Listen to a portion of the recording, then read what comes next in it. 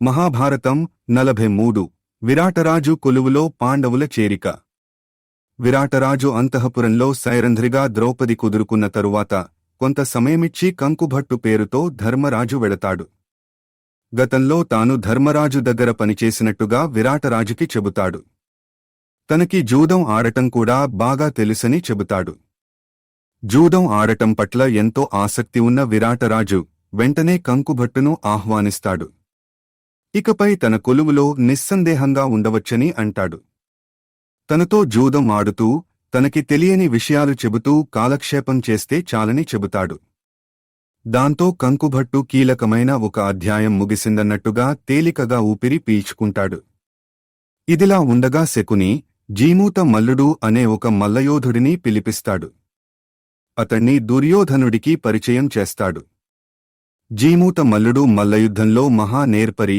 అతణ్ణి ఒక్క భీముడు మాత్రమే జయించగలడు. అందువలన పాండవుల జాడ తెలుసుకోవడానికి అతణ్ణి నియమిస్తున్నట్టుగా దుర్యోధనుడికి చెబుతాడు. జీమూత మల్లుడు వివిధ రాజ్యాలు తిరుగుతూ అక్కడి మల్ల యోధులకు సవాళ్లు విసురుతూ వెళతాడు. జీమూత మల్లుడి సవాలును ఏ వేషంలో ఉన్నప్పటికీ భీముడు తప్పకుండా స్వీకరిస్తాడు. జీమూత మల్లుడిని ఓడిస్తాడు.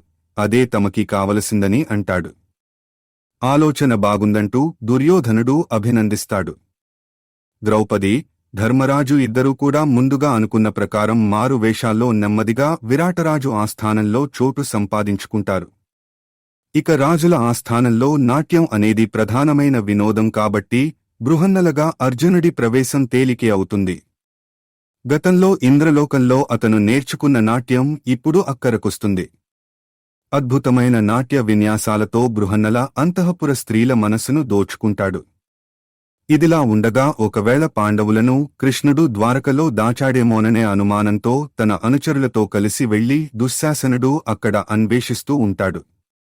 విరాటరాజు ఆస్థానంలో వంటవాడిగా భీముడు, అశ్వశాలలో నకులుడు, గోశాలలో సహదేవుడు స్థానం సంపాదించుకుంటారు.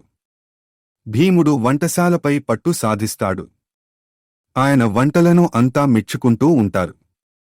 ఇక మారు వేషాల్లో ఉన్న నకుల సహదేవులు కూడా తమ పనితనంతో శభాష్ అనిపించుకుంటారు. కంకుభట్టు పేరుతో ధర్మరాజు తెలిపే ధర్మసూక్ష్మాలకు విరాటరాజు ఎంతో పొంగిపోతుంటాడు. ఇలా ఎవరికి వారు తాము ఎంచుకున్న పనులను అంకిత భావంతో చేస్తూ ఎవరికీ అనుమానం రాకుండా మసలుకుంటూ ఉంటారు.